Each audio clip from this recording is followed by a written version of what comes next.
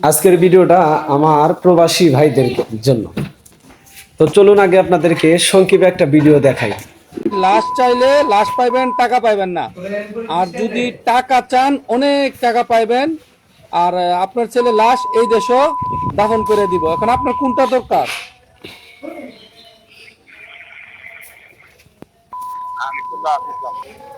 আচ্ছা, তো তাহলে আপনার লাশ দরকার, টাকা দরকার নাই নাকি? আমি বাসায় যাইতেছি, আমি সবার সাথে বুঝতে রেখেছি। আচ্ছা আচ্ছা, আপনি সবার সাথে বুঝে তারপরে আমাদের জানান। আমি আবার আপনার কতক্ষণ পরে কল দিতাম? আধা ঘন্টা পরে না 1 ঘন্টা পরে? আধা ঘন্টা পরে দিয়ে ওকে ওকে ওকে ওকে।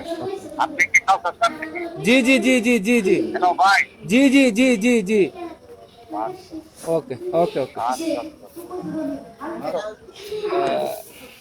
তার আব্বারে ফোন দেওয়া হয়েছে, তো এখন তার আব্বা বাড়িতে পরামর্শ করে বলবো টাকা লাগবো নাকি লাশ লাগবো। তো আমরা এখানে অনেকেই খারাপ লাগতেছে।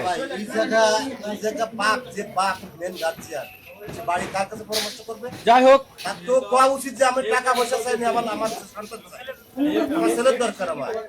যাই হোক, দেখ দেখি কি বলে দেখি না, কি বলে দেখি।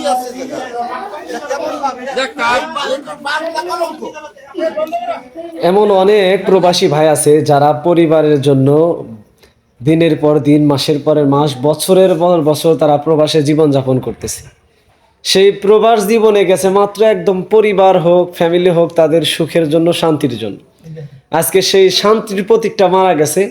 সেই ক্ষেত্রেও বাবা যখন টাকার কথা শুনছে যে আপনি লাশ নেবেন না টাকা নেবেন, যদি টাকা নেন তাহলে লাশ দিবে না।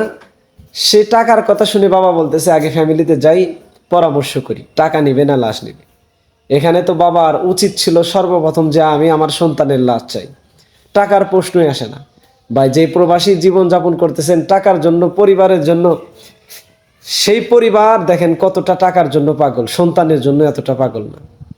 তো প্রবাস জীবন কষ্টের জীবন, এই কষ্টটা কেউ বোঝে না, একমাত্র প্রবাসীরাই বুঝতে পারে। তো এখানে আফসোসের বিষয় যে বাবা সন্তানকে কতটুকু মহব্বত করে এই ভিডিওটা দেখলেই বোঝা যায়।